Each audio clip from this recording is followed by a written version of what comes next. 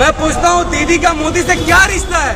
इस बिल का टीएमसी सरकार से तो कोई लेने देने नहीं है। बिल लाने वाली बीजेपी, विरोध करने वाले हम भारत के लोग, तो टीएमसी सरकार क्यों इस विरोध को करने से रोक रही है? और क्या वजह है कि ममता बनर्जी की सरकार इतना दबाव बना रही है कि ये प्रोग्राम ना हो? जब लोकतंत्र की हत्या हो रही है, वक्फ कानून को लाकर संविधान की धज्जियां उड़ाई जा रही है, और हम लोग जब यहाँ प्रोटेस्ट करने आ रहे हैं तो पता चलता है कि ममता बनर्जी की सरकार ये नहीं चाहती कि यहाँ पर कोई प्रोटेस्ट करे। ये कितनी शर्म की बात है। कब्रिस्तान पर खतरा हो चुका है, मदरसा पर खतरा हो चुका है, मस्जिद पर खतरा हो चुका है, यतीम खानों पर खतरा हो चुका है। वक्त बिल लाकर मुसलमानों की जमीन छीनने की तैयारी की जा रही है, और यहाँ उनकी प्रशासन हमें एहतजाज करने से रोक रही है। अब उस जमीन को छीनने के लिए बीजेपी एक बिल लाई है, और हम एमआईएम के लोग उस बिल के खिलाफ विरोध कर रहे हैं। और यहाँ की सरकार प्रशासन द्वारा दबाव बनाकर न स्टेज बनाने दे रही है, न प्रोग्राम बनाने दे रही है। सुबह से कॉल पे कॉल। अरे भाई, हम संविधान बचाने आए हैं, कोई दंगे लड़ाई करने नहीं आए हैं। किस बात का इतना प्रेशर? अगर भारत का संविधान खतरा में है, और संविधान अगर एक दिन बीजेपी खत्म कर दे, तो कौन सा प्रशासन बचेगा? एक पुलिस वाले के वर्दी की सैलरी कहाँ से आती है? हम जैसे लोग टैक्स भरते तब आपको सैलरी आती है। तो प्रशासन का काम है कि जो संविधान को बचाना चाहते हैं उनके आगे और उनके पीछे खड़ा हो जाए, उनको प्रोटेक्शन दे। जब ये प्रोग्राम शुरू हुआ तो पता चला यहाँ पर दबाव और प्रशासन का दबाव गुजरात से भी ज्यादा है, उत्तर प्रदेश से भी ज्यादा है, और मध्य प्रदेश से भी ज्यादा है। ये बहुत अफसोस की बात है। संविधान को बचाने की ड्यूटी सिर्फ मुसलमानों की नहीं है, बल्कि संविधान को बचाना, लोकतंत्र को बचाना, डेमोक्रेसी को बचाना हर भारत के नागरिक की है। चाहे वो पुलिस हो, या सीएम हो, या पीएम हो, या एमएलए हो, या एमपी हो। लेकिन अफसोस की बात यह है कि आज संविधान पर इतना बड़ा खतरा मंडरा रहा है, लेकिन यहाँ पर सड़कों पर कौन है? सिर्फ एआईएमआईएम के समर्थक और एमआईएम के चाहने वाले। क्या वजह है कि यहाँ पर और लोग नहीं है? और क्या वजह है कि ममता बनर्जी की सरकार इतना दबाव बना रही है कि ये प्रोग्राम ना हो? वक्फ बिल भारतीय जनता पार्टी लाती है, ममता बनर्जी के एमपी उसके खिलाफ वोट करते हैं, 3 एमपी लापता हो जाते हैं। चलो ठीक है, हम लोग यही बात बताने यहाँ पर आए हैं। तो इस बिल के खिलाफ जब हम विरोध में हैं, इस बिल का टीएमसी सरकार से तो कोई लेने देने नहीं है। बिल लाने वाली बीजेपी, विरोध करने वाले हम भारत के लोग, तो टीएमसी सरकार क्यों इस विरोध को करने से रोक रही है? क्यों इतना दबाव बना रही है?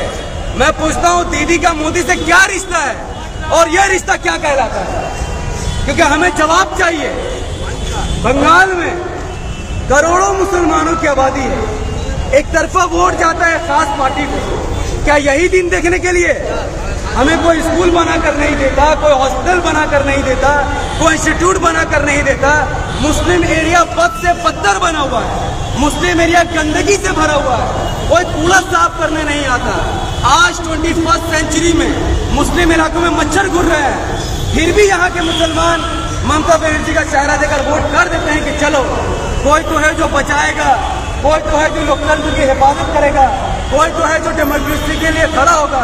लेकिन आज जब लोकतंत्र की हत्या हो रही है, वक्फ कानून को लाकर संविधान की धज्जियां उड़ाई जा रही है, और हम लोग जब यहाँ प्रोटेस्ट करने आ रहे हैं तो पता चलता है कि ममता बनर्जी की सरकार ये नहीं चाहती कि यहाँ पर कोई प्रोटेस्ट करे। ये कितनी शर्म की बात है। करोड़ों मुसलमानों का वोट लेने वालों को इतना बड़ा धोखा कैसे दे सकती है? मैंने कई बार कहा है, चाहे वो प्रेस कॉन्फ्रेंस हो, या सोशल मीडिया हो, या जमीनी स्तर पर हो, मैं हर नेता से ये गुजारिश करता हूँ कि आप सब अल्लाह और रसूल के नाम की राजनीति मत कीजिए। ममता बनर्जी पिछले 15 साल से उनका एक ही राजनीति का एजेंडा है। ईदगाह में जाकर अल्लाह रसूल का नाम लेती है, कभी कोई त्योहार होता तो अल्लाह रसूल का नाम लेती है, कभी कुछ सर में पल्लू ऐसा डालती है, लगता है कि 100 मुसलमान का एक मुसलमान। मैं अपनी माँ को देखता हूँ और ममता बनर्जी को देखता हूँ तो लगता है कि ममता बनर्जी मेरी माँ से बड़ी मुसलमान। इतना अच्छा उनका हुलिया, इतना अच्छा व्यवहार। लेकिन आज जब मुसलमानों की संपत्ति की बात आई, कब्रिस्तान पर खतरा हो चुका है, मदरसा पर खतरा हो चुका है, मस्जिद पर खतरा हो चुका है, यतीम खानों पर खतरा हो चुका है, वक्त बिल लाकर मुसलमानों की जमीन छीनने की तैयारी की जा रही है, और यहाँ उनकी प्रशासन हमें एहतजाज करने से रोक रही है। क्या हम सड़क जाम कर रहे हैं? क्या हम लोगों के आने जाने का रास्ता रोक रहे हैं? इतना साइड में खड़ा होकर सिर्फ पब्लिक मीटिंग करना चाहते हैं कि लोगों को पता है कि भारतीय जनता पार्टी की सरकार ने एक ऐसा कानून पास किया है जो आर्टिकल 14 के खिलाफ है, फ्रीडम ऑफ रिलीजन के खिलाफ है, आर्टिकल 26 के खिलाफ है, कि जो भी धार्मिक काम होगा, ये संविधान में लिखा है, संविधान में, कि जो भी धार्मिक कार्य होगा उसका बंदोबस्त सिर्फ धार्मिक लोग करेंगे, उसी धर्म के लोग करेंगे। अब ये जो वक्फ अमेंडमेंट बिल 2024 आया है, इसमें मोदी जी ने एक प्रावधान डाल दिया कि अब जो ये धार्मिक काम होगा, वक्फ की संपत्ति का जो देख रेख होगा, उसमें 2 गैर मुसलमान भी होंगे। यानी बीजेपी के लोग घुस कर ये डिसाइड करेंगे कि ये जमीन पर कब्रिस्तान बनेगा या शमशान बनेगा या मदरसा बनेगा या मस्जिद बनेगा। अब आप बताइए, भारत में 10 लाख एकड़ जमीन वक्फ की है, ये तो सबको पता है, लेकिन सिर्फ 4 राज्यों में 12 लाख एकड़ जमीन मंदिरों की है और हमारे हिंदू भाइयों, हिंदू समाज के लोगों की है। क्या उस हिंदू इंडोर्समेंट एक्ट में कभी कोई सरकार ये बात कह दे कि हिंदुओं की जमीन, हिंदू भाइयों के मंदिर, हिंदू भाइयों का जो भी सामान है उसका देखरेख मुसलमान करेगा? पूरा भारत बंद हो जाएगा, पूरे भारत में फसाद फैल जाएगा। वो कहेंगे हम अपने धर्म में किसी को घुसने नहीं देंगे। लेकिन जब मुसलमानों की बात आती है तो बीजेपी सरकार कहती है नहीं, मुसलमानों की जमीन का देख रेख मुसलमान के साथ साथ गैर मुस्लिम भी करेगा। बताइए कितना अफसोस की बात है। और इससे बड़ी खतरे की घंटी तो ये है कि चलो संविधान को तो इन्होंने उल्लंघन कर दिया, बीजेपी तो संविधान को मानती भी नहीं है, बाबा साहब अम्बेडकर का आए दिन अपमान करती है। इस बिल में उन्होंने कहा कि हम वक्फ बाय यूजर को हटा देते हैं। अब यही बात समझाने तो मैं आपके दरमियान आया हूँ कि मीडिया वाला आपसे पूछेगा वक्फ बाय यूजर क्या है, अब क्यों आए वक्फ बिल के खिलाफ? तो मैं यहाँ इसीलिए आया हूँ ताकि आपको बताऊं कि वक्फ बाय यूजर हटने से ये होगा कि मान लीजिए 1000 साल से 500 साल से मेरे बाप दादा का जमीन है, उसमें कब्रिस्तान बना हुआ है, उसमें मस्जिद बना हुआ है, मदरसा बना हुआ है, यतीमखाना बना हुआ है या अस्पताल बना हुआ है। अब इस कानून के हिसाब से अगर मेरे पास उस जमीन का पेपर नहीं है तो वो जमीन मेरा है ही नहीं। डिस्ट्रिक्ट मैजिस्ट्रेट, कलेक्टर इस बात का फैसला करेगा कि ये जमीन किसकी है। अब आप बताइए, हमारा देश का जो इतिहास है, 1947 से पहले जब ये देश गुलाम था, इतना फसाद हुआ, भारत के टुकड़े हुए, जबकि भारत में मुसलमान कभी नहीं चाहता था कि भारत के टुकड़े हो, भारत में दंगा हो, कभी नहीं चाहते हम लोग। पर ये जो रैशनल ताकतें थी, ये जो कट्टरपंथ ताकतें थी, उन्होंने भारत के टुकड़े करवाए। कितने लोग वहां गए, कितने लोग यहाँ आए, फिर कई बार फसादात भी हुए हैं, कई बार बाढ़ आए हैं। इसमें क्या हुआ, घर की प्रॉपर्टी चली गई, घर के कागजात चला गया, घर की जो आपके पास वैल्यू डॉक्यूमेंट था वो सब खत्म हो गया। तो जिसका कब्जा था उसका तो जमीन है, क्योंकि उसका दादा परदादा छोड़ कर गया हुआ है। आज अगर 400 साल बाद कोई सरकार आकर कहेगी कि हमें आप आपकी जमीन की दिखाइए रसीद, अब कहां से दिखाएंगे? आपके जमीन का कागज तो जल गया, पानी में बह गया, दंगाई छीन कर रह गया और किसी ने कब्जा कर लिया। तो इस बिल के अकॉर्डिंग अगर आपके पास जमीन के कागजात नहीं है तो कलेक्टर इस बात का फैसला करेगा कि वो जमीन आपकी रहेगी कि नहीं रहेगी। अब आप बताइए, भारत में 10 लाख एकड़ जमीन वक्फ की है, हमारे बाप दादा की है, किसी के बाप की कमाई की नहीं है। हमारे बाप दादाओं ने अपनी संपत्ति, अपनी जमीन अल्लाह के नाम से वक्फ कर दिया कि मस्जिद बने, मदरसा बने, और बना। कई एकड़ जमीन में मस्जिद बना, मदरसा बना। आज कब्रिस्तान में जब आप अपने मैयत को दफन करते कोई आपसे पैसे लेता है? क्यों नहीं लेता? क्योंकि जिसके जमीन है उसने फ्री रखा है कि आप आइए अपने मैयत को दफन कीजिए, उसकी हिफाजत की जिम्मेदारी हमारी है। अब उस जमीन को छीनने के लिए बीजेपी एक बिल लाई है और हम एमआईएम के लोग उस बिल के खिलाफ विरोध कर रहे हैं। और यहाँ की सरकार प्रशासन द्वारा दबाव बनाकर न स्टेज बनाने दे रही है, न प्रोग्राम बनाने दे रही है। सुबह से कॉल पे कॉल। अरे भाई, हम संविधान बचाने आए हैं, कोई दंगे लड़ाई करने नहीं आए हैं। किस बात का इतना प्रेशर?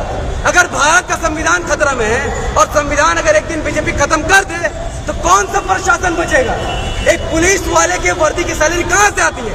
हम जैसे लोग टैक्स भरते तब आपको सैलरी आती है। तो प्रशासन का काम है कि जो संविधान को बचाना चाहते हैं उनके आगे और उनके पीछे खड़ा हो जाए, उनको प्रोटेक्शन दे।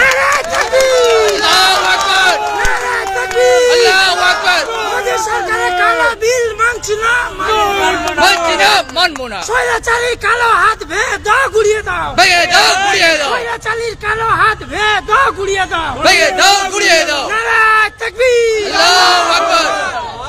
आज अफसोस की बात है कि बीजेपी जो राजनीति कर रही है उसके डिफेंस में इस सरकार के खिलाफ कोई राजनीति इनके पास प्लानिंग नहीं है।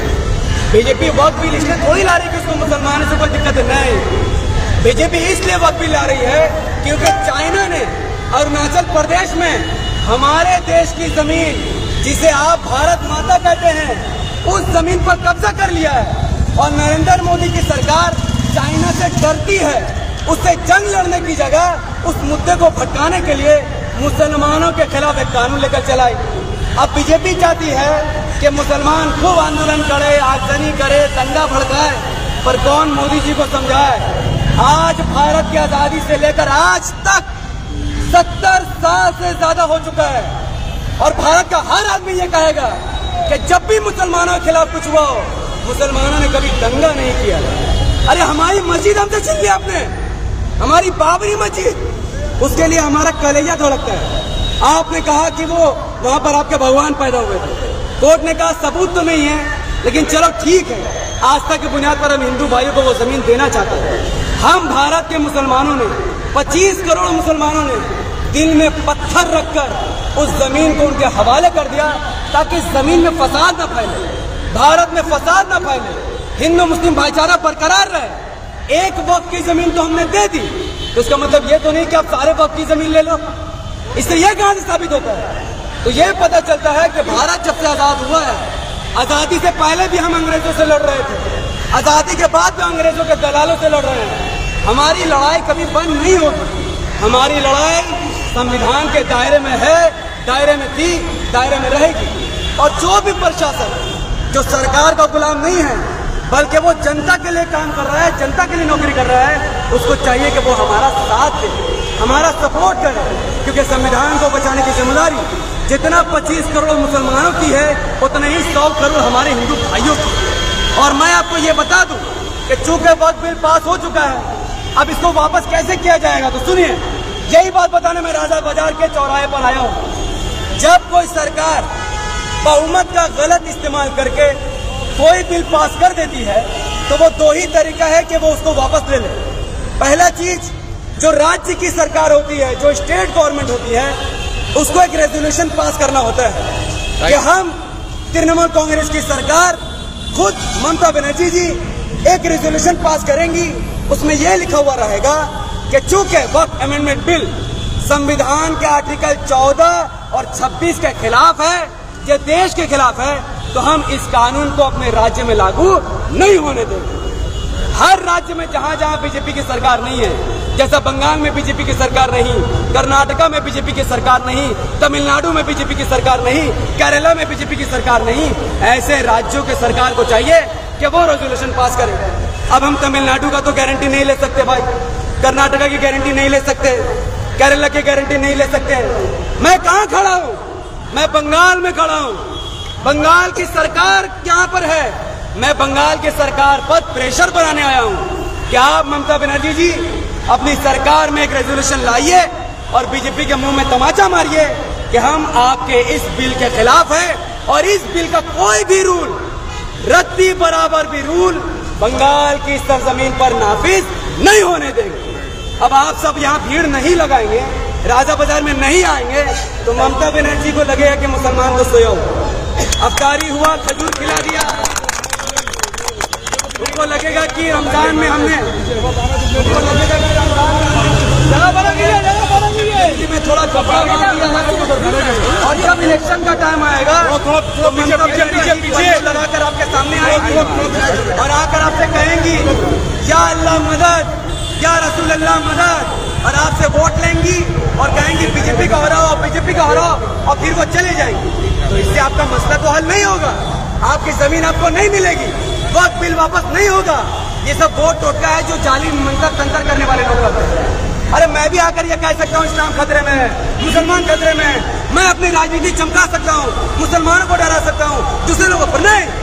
मेरा जमीन जिंदा है, हम इमाम वाले धर्म की राजनीति नहीं करते, हम संविधान के लिए आए हैं। तो बंगाल के रहने वाले मुसलमानों, जहाँ जहाँ मेरी आवाज जा रही है सुन लो, तुम्हारा जमीन खतरे में है, तुम्हारा मस्जिद खतरे में है, तुम्हारा कब्रिस्तान खतरे में है। अगर तुम सड़कों पर नहीं आए, तुमने हमारा साथ नहीं दिया, टीएमसी सरकार पर प्रेशर नहीं बनाई, तो याद रखिए अगर ये सरकार रेजोल्यूशन नहीं लाएगी तो आपकी जमीन चली जाएगी। तो घर से बाहर निकलिए, हमारा साथ दीजिए, क्योंकि अगर आपने साथ नहीं दिया तो जो फ्री का कब्रिस्तान आपको मिल रहा है ना, वो मजिस्ट्रेट कहेगा कि अब ये हमारे अंडर है। एक एक मुर्दा दफनाने के लिए 50-50 हजार रुपए लगेंगे।